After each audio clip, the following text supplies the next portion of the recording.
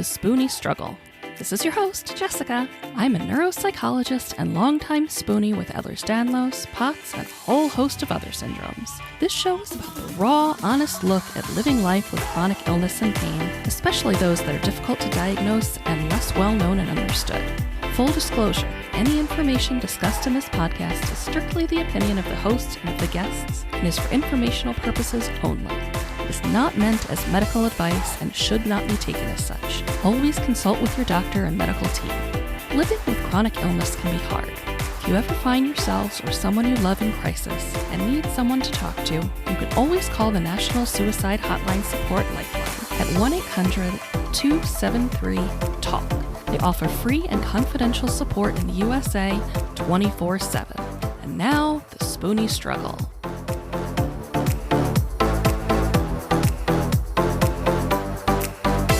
Hello and welcome to the Spoonie Struggle. This is your host, Jessica. Today we hear Chase Joseph's story. Welcome to the podcast, Chase. Yeah, thanks for having me. Oh, it's a pleasure. So I want to start by asking you a question that I know is annoying and sounds out of left field, but what's your current pain level from 0 to 10? About a 7. What's your thought on that question? Because I know we're asked that like all the time, but I want to really get people's opinions on that question just because it's something that drives me bonkers when I hear it. Yeah, I mean, honestly, I don't think that scale really, I don't think it has a certain degree or point to it to where it's Yeah, I mean, for us spoonies who have chronic pain, it doesn't mean anything. I mean, we experience different. Yeah, go ahead. Yeah, it's because I feel like we're completely separate. Like I'm on my own scale. My dad tells every time I end up in the ER or in the hospital or something, my dad's always like making sure that I have the correct amount of medication and everything because he's like the pain that he feels is like nothing compared to what we're going through is basically how he puts it. So I'm thankful that he understands that at least. Yeah, and it's fantastic to have that kind of advocate who really gets it. And my mom is the same way. She is very accepting as well. That's wonderful. Yeah, I wish the medical community would be a little bit more understanding and accepting of that question. And that's one of the reasons I want to start my interviews with that question, just to get the word out there that it's just not a good question. It's a terrible question. Yeah, I agree. So what are your current diagnoses and whatever conditions that are associated with those? Oh, man. Let's start with when I was 11. We moved from New York to Pennsylvania, and that totally made my brain regress. And I was diagnosed with high functioning autism. And then, of course, all of the comorbidities, or whatever that word is, like, OCD, ADHD, all of the things that kind of link to it, I have. And then we'll jump to 14. I was 14 when I had an exploratory laparotomy in my stomach, and the surgeon ended up accidentally making my bowel, and I had stool in there, so they had to keep me as still as possible. But the nurse was apparently very ignorant to how tight she put the SEDs on. Do you know what those are? Oh, yeah. They're like blood pressure cuffs for your legs. That's basically how I explain it to people. But yeah, so they had an SED. The SEDs that were on so tight that my left leg completely atrophied, and they told me that I lost all of my muscle fibers and tissues. They all died, and I was pretty much immediately after that diagnosed with RSD, which I had no idea it was such a huge thing that was Wow. going to basically take over my life. And unfortunately, that spread full body when I was 15. And then it did go into remission for a few years. But then I want to jump to age 19 or age 16 to 19, I guess. So when I was 16, I've always had little tics and Okay. whatnot. And I had a diagnosis of Tourette's, but it wasn't severe. But one night at like 2:30 in the morning, I just can't stop ticking and doing all these different movements that I was doing, and it had become so severe. I'd end up in the hospital needing to be sedated, and Oh my UPenn goodness. actually told me that well, they gave me Wow. approximately a year to live when I was 18 because my tics were so violent. And I have some pretty severe neck damage due to that. And I've had over 60 concussions. So I have the traumatic brain injury, of course. Were any of the concussions related to the tics? Yeah, they were all. Oh my goodness. I mean, at this point, if my head just jolts the wrong way too quick, I can get a concussion because my brain is so, I Right. guess, susceptible to them. Right. Yeah. Well, especially after that many. Do they have any idea why the tics Yeah, started getting so bad? they didn't. I mean, they basically said with Tourette's that could Wow. happen. I guess. I mean, and since it all happened before the age of 18, I qualified as a being a Uh, Tourette's diagnosis, and obviously that was accurate because I had deep brain stimulation, which it's an experimental brain surgery, and it's not FDA approved here. I know they first started doing it in Australia, and then it moved on to UK, and then here. oh And I wow. was the eighth patient at NYU to get DBS done for Tourette's. So that was a pretty amazing experience, honestly, going through all of that and then being able to sit here and not have any tics at all Wow. and talk to you. It's crazy how batteries work. And I have four of them in me. That's So fantastic. yeah, so that was like around age 19. But unfortunately, the brain surgery brought my Mm, RSD back full swing, and it came back everywhere. And I was in the hospital all the time yeah. because we just couldn't get it under control. And now we have a decent regimen, I think, in play that's helping. But I also have a lot of other diseases that cause pain or disorders. Like I have Ehlers Danlos Syndrome and the hypermobility. So Right. some days I'll wake up and my hip will be like partially out of place. It is Right. just from Sleep can sleeping. be dangerous for us folks with It's EDS. like It's terrible. it can't. It can't. Exactly. And then I have all those comorbidities. I have dysautonomia, but I don't have POTS. I have something called neurally mediated hypertension or NMH, and that Okay. apparently is considered full dysautonomia, whereas POTS is considered partial. I don't know much about that, but that's just what I know. And mine ended up getting bad enough that I ended up needing a pacemaker. So they put a pacemaker in, and Oh, good.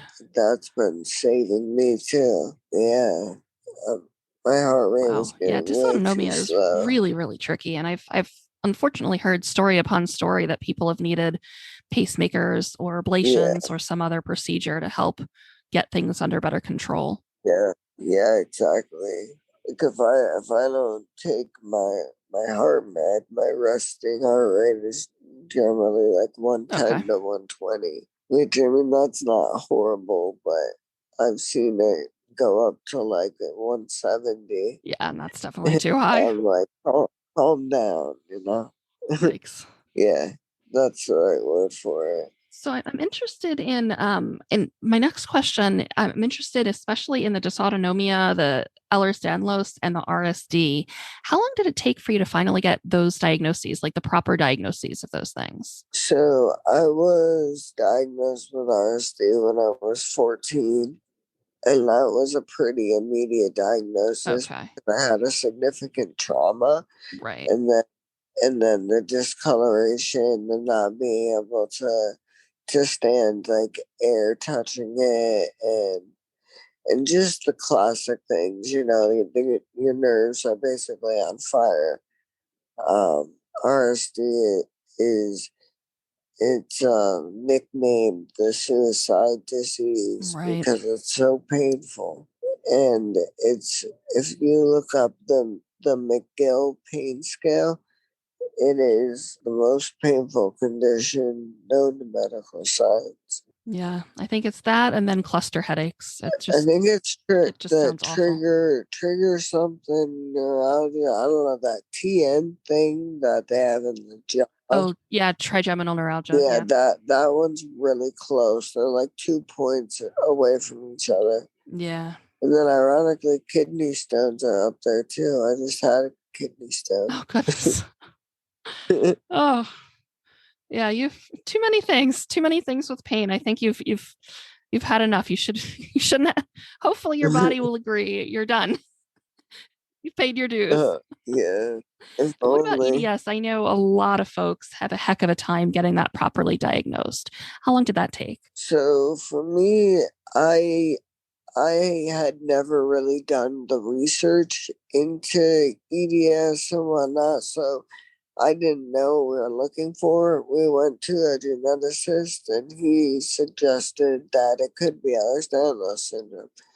So from there, he ended up that was his only use.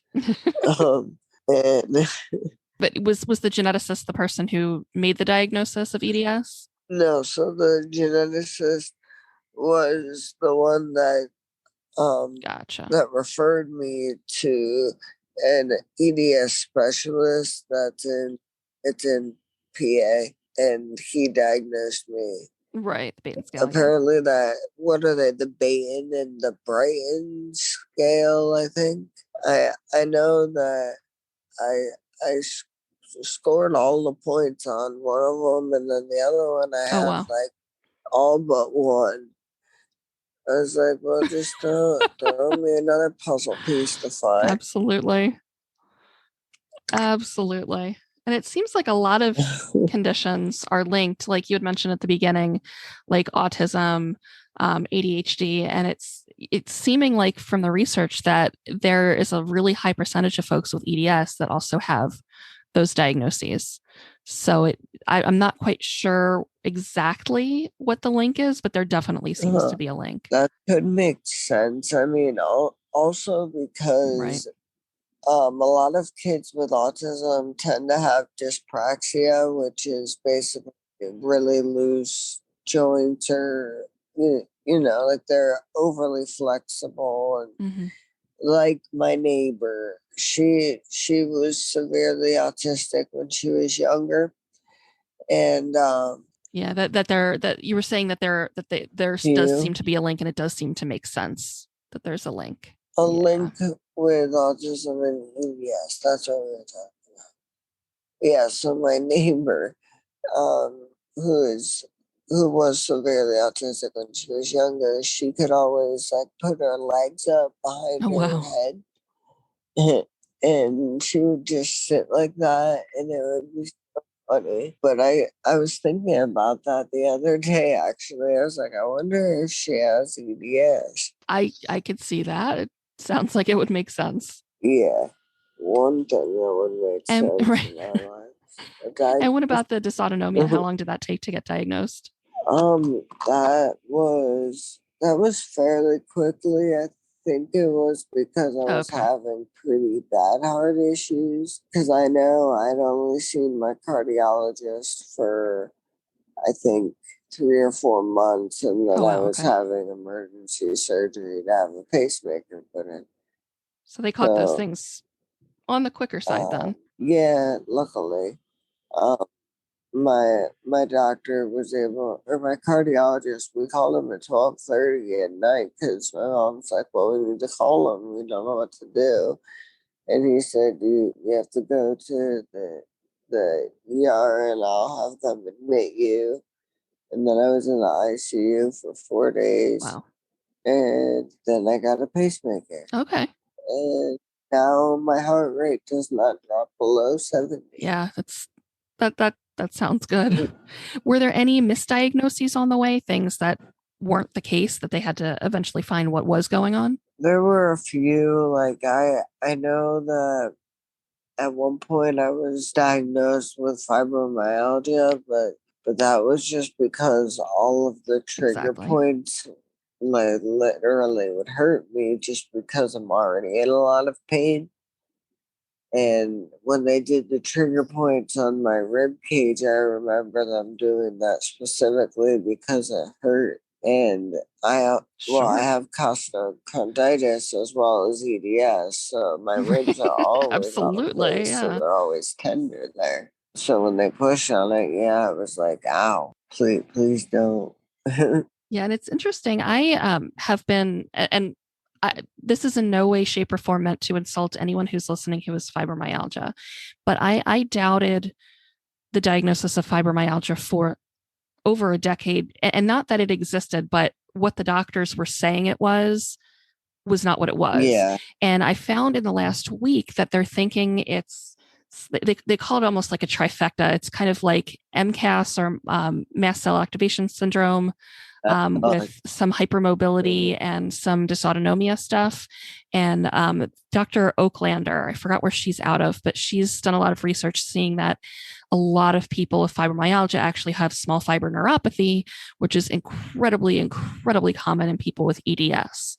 So a lot of the doctors think, oh, well, it's mostly mental. Well, actually, no, they found a lot of physical links for the fibromyalgia, which just proved that what the doctors yeah. have seemed to think it is not what it is. So I'm glad they finally figured out a little bit more clearly what fibromyalgia actually is. Yeah, I mean, hopefully that can help them pinpoint to, Absolutely. better diagnosing and better treatment.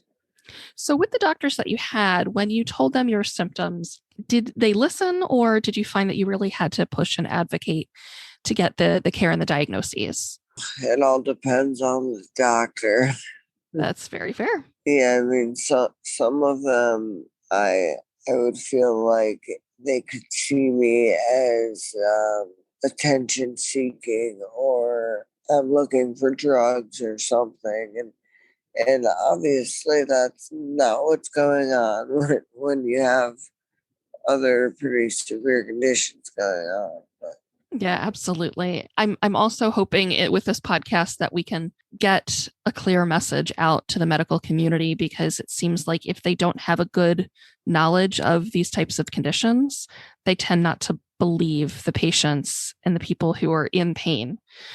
And the doctors who do understand what the condition does and what is going on, they get it, they understand. But the other ones think, oh, well, it's in your head, you're just kind of you're just stressed, yeah, and that's why the pain's there.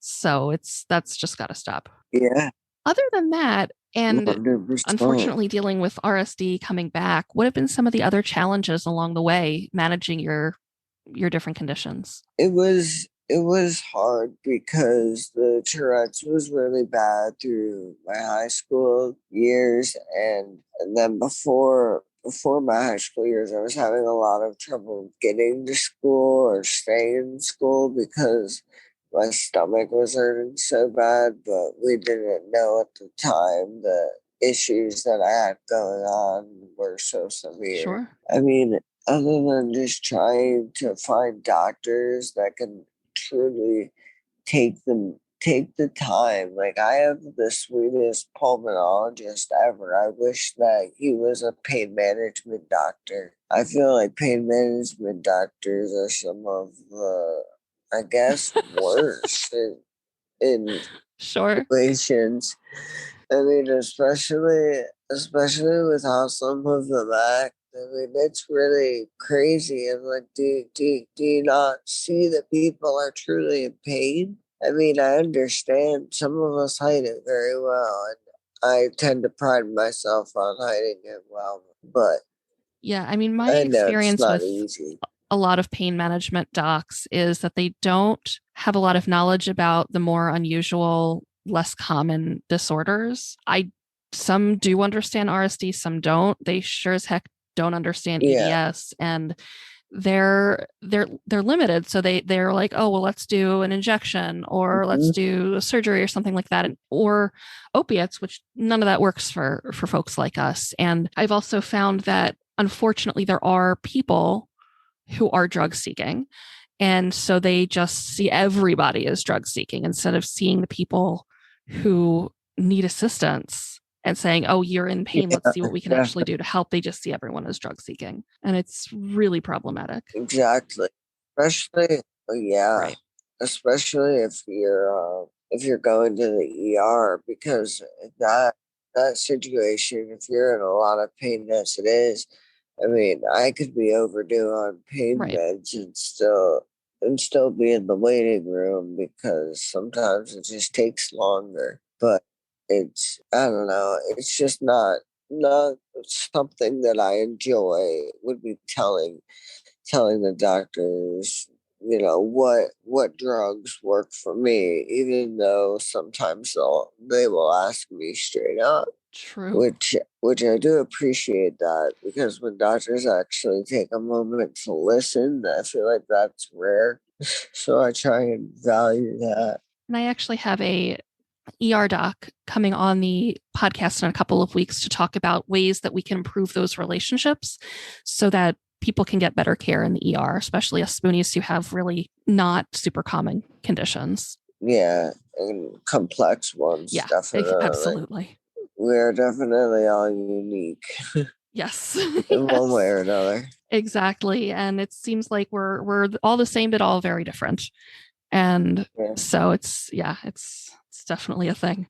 So how have you had to advocate for yourself during your medical journey? It's a kind of hard for me to say because of having autism and the TBI. Every time I go to the ER, or I'm being hospitalized or having a procedure or something, I usually need my mom or dad with me, just because I I need them to advocate for me, because I can't accurately do it myself. Sure. If I was typing, I could probably do it a lot better. Well, it's overwhelming. I mean, there's a power When differential. there's so much, They're quick, they're rushing you. It's so hard to sit and put your thoughts together and be able to tell them clearly what's going on. Too much. yeah, yeah, and then of course, it goes back to that famous question: "What's your pain on a scale of 1 to 10?" So I always ask them, like, so where are we Right. talking? Like, my kidneys hurt, my back hurt, my neck hurts, my arms hurt, my legs hurt, my feet hurt. Like, what are we talking? My stomach hurts too. I mean, we can go there. Absolutely. It's why they just need to get rid of it, need to get rid of that question. So it sounds like having a support person with you is the thing that Yeah, really helps they really to do. either you to advocate for yourself or just for advocating for you. Yeah, definitely. And I'm really thankful that, I have such great parents. I know not everybody's parents Sure. are as understanding, but I also do have a lot more complex needs as well. Absolutely. So I'm really They sound thankful though fantastic. that I have them to care for me. And in addition to the deep brain stimulation and the pacemaker, what other types of treatments have you tried for your medical conditions? Um, I also have Okay. a pain pump. It's a pain pump and a baclofen pump. So without the back lifting, my left leg gets stuck turned inwards and it doesn't release. So I was stuck like walking on the corner of my foot for a bit. I would say the one thing that has helped me a lot has been massage therapy. My mom used to take me back when I first had RSD, and it was localized to my leg, and it was really bad. It was constantly on fire because I didn't have proper medication, and you know. So my mom would take me to this massage therapist, and at first she would just have to make me desensitized, I guess, because my leg was so painful for anything to touch it. So eventually, over time, she was able to manipulate my muscles and really helped get me walking again when I was younger. But I have a permanent knot in my calf though. Oh, wow. Is that from the thing that they had put on, or is that from the RSD? Yeah. Okay. I don't know. It's either one or the other. So how do your pain conditions impact your life nowadays? I would say they pretty much control my life. I wouldn't say that I have a great quality of life. I mean, my family tries and they're great, but it's hard sometimes, you know? Oh yeah. Especially on days when all you can do is lay in bed all day. That's a lot of days more than I normally should leave my room, I guess. Okay. That's fair. It's challenging. You're doing all the right things with, the pump and the deep brain stimulation and massage and everything else. You're doing the right things, but it's just so frustrating that there just isn't enough treatment wise out there to really make enough of a dent. Yeah. Yeah, definitely. So that being said, how do you cope with the pain? Sense of humor. Okay. I mean, hey, it helps. Yeah, I've been throwing some shitty cards, but still gotta play them. Yeah. Making the best of what you got that's been my main attitude, and just trying to stay at peace with who I am. Well, that's wonderful. Yeah, I mean that's definitely the way to go. It's frustrating, but I'm glad that you've been able to hold on to that sense of humor. Yeah, definitely. Right. I don't know how I would be able to get through anything without it. What do you feel like your greatest triumph has been against the pain and against these diagnoses? I think the fact that I wake up every morning and I still put a smile on my face. Hey, it is truly big. When you have pain that is very, very high, not going on that scale, but when pain is very high, that is a huge triumph. Yeah. It really is. Yeah, sometimes going to the bathroom can make you feel like you're hit by a train. Yep. Like, I just need to pee. You never know how many spoons that's going to cost. And so you mentioned your parents as a big part of your social support network. How else do you use your social supports? Are there other family members, friends, anyone else that has been really helpful for you? And I would say a lot of my Facebook friends just met in general that are spoonies, a lot of people with EDS, a lot of people with gastroparesis, a lot of people with autism, and all of these other diagnoses that I have as well. And I feel like a lot of people have been just so kind, and I don't know, I'm kind of speechless as to how people can be, because it's really helped me through a lot of bad times, because I try and make light of everything, but I also, people want to be updated on my health, so I started a medical group for myself so that we can just keep posting updates there so that I'm not That's a people's great feeds. idea rather than having to type out over and over and over because that'll just take up all your spoons for the day. Uh-huh. Good Probably point. a week. Yeah. And I am in a ton of different types of Facebook groups. And the ones that I found most supportive are the spoony types of groups. Any other type of group, everyone's always yelling at each other and telling you why you're wrong. But the spoony groups have been really supportive. Yeah, that's good. I have to I have to keep myself, I think, surrounded by people that don't judge your chronic illness and doesn't try and compare it with Right. theirs, and playing those kind of games is Yeah. I call it out sicking each other. It's like it's not a it's not a I was competition. thinking, yeah, I Right. don't want to be this way, but it's not a Exactly. competition. At this stage in your life, do you have any worries or fears about the future or what the future might hold? Yes and no. So I'm kind of at peace with the fact that my illnesses are progressive and evidently terminal. So I know that I might only have 5 or 10 years left, and that's not a whole lot for a 27-year-old. But I just hope Agreed. Agreed. that one way or another, I'm just not in a lot of pain.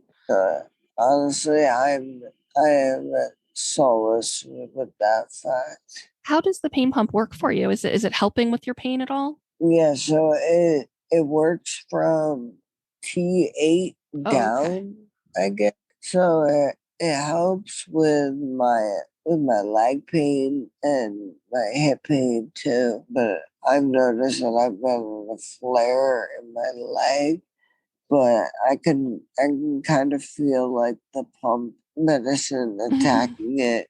It's really I'm glad it weird. helps some of it. And man, flares are just evil. We're it's a struggle enough, and then to have a Yeah, flare on top of everything else is just so cruel. It really is. especially in 2020 and 2021. Absolutely.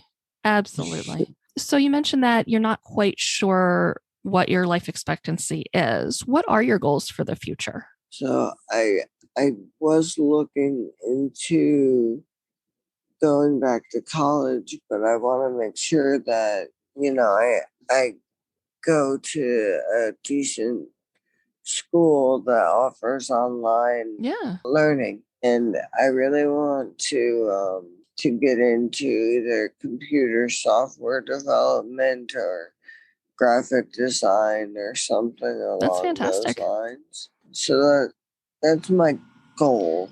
I mean, the first step is to have a I goal. still need to make it there. Yeah, absolutely. Just to let you know, Yep.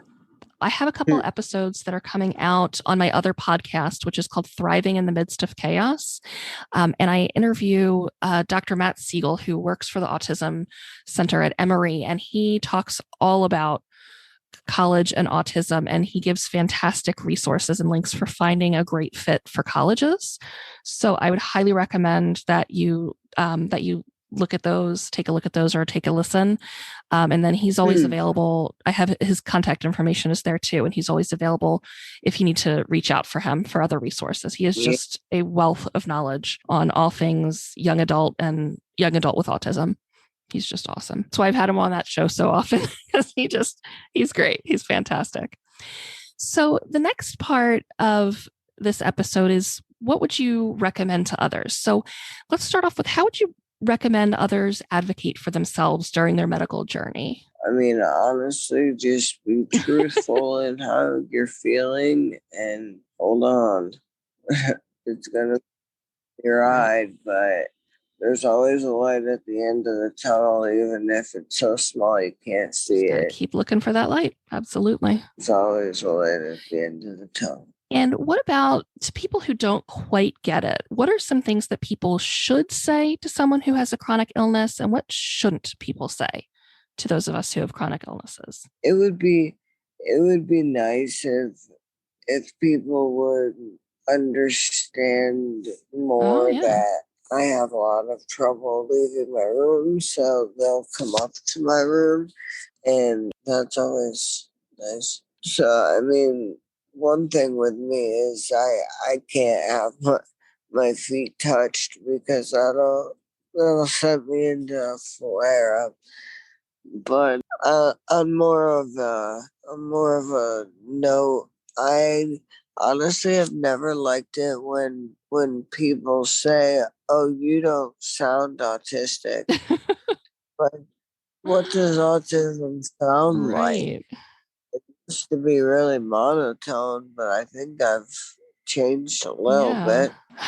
It's infuriating. It's like there has to be one specific type. It's like everyone's an individual. There's no one way people look or sound And, or act. and if only more people would get it.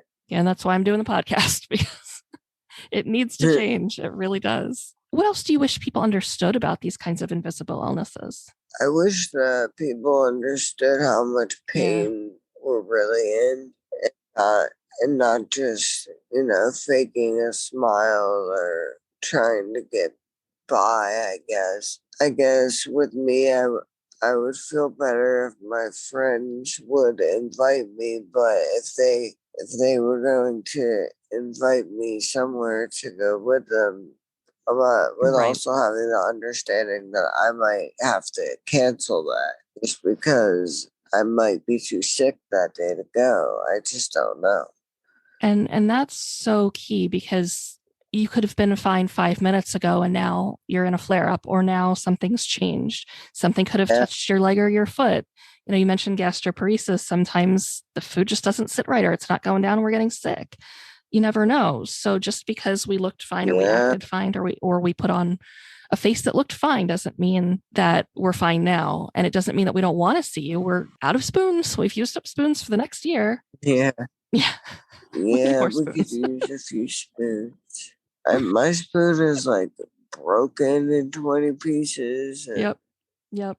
it's Maybe that's what they can just do. They could buy you a new spoon. stitched. It's Yeah, but that's a great point about yeah, friends, not quite understanding. Even if they don't understand, if they haven't gone through it, they might not be able to, but to just be kind and be like, okay, well, hopefully we'll see you next time, and not be making too big of a deal about it. yeah, And because it takes up spoons to explain why you can't go. It's just, yeah. that's too much. And another thing that I've noticed once in a while with some people, they'll try and blame my medication on things, like saying, "Well, you're doing this because you're on this medication or whatever." And my mom would say things like, "You sound really medicated," and but instead of me being really Right. medicated, my heart was beating really slowly because for some reason my pacemaker went into sleep mode a few months ago. Yeah. It was bizarre, but I was like,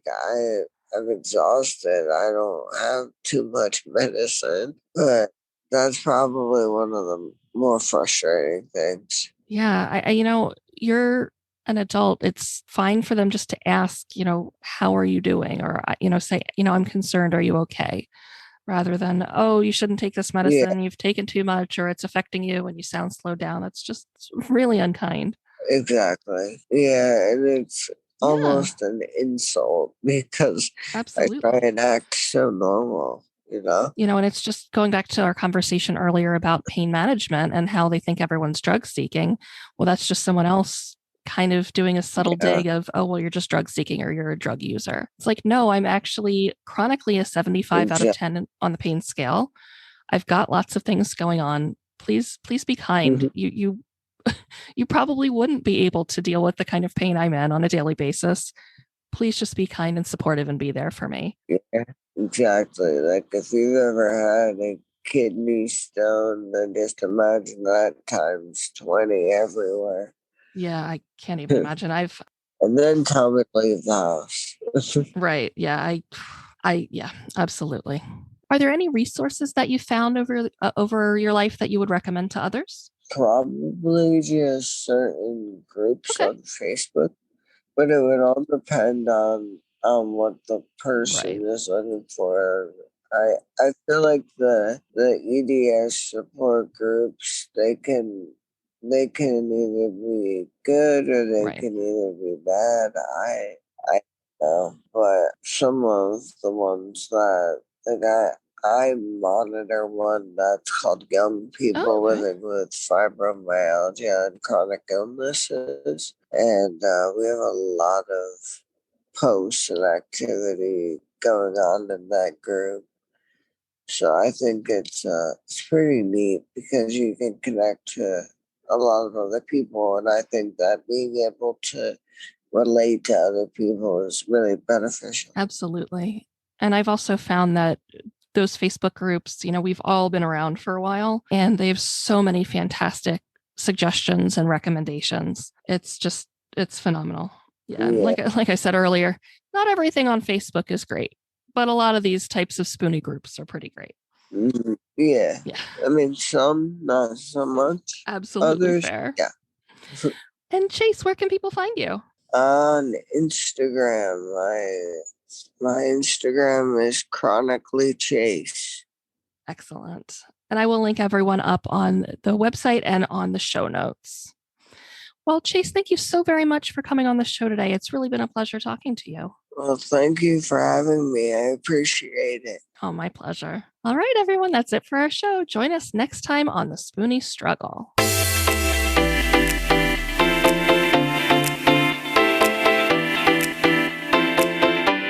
Well, that's it for our show. To find out more, join us at www.spooniestruggle.com. That's Spoonie, SPOONIE.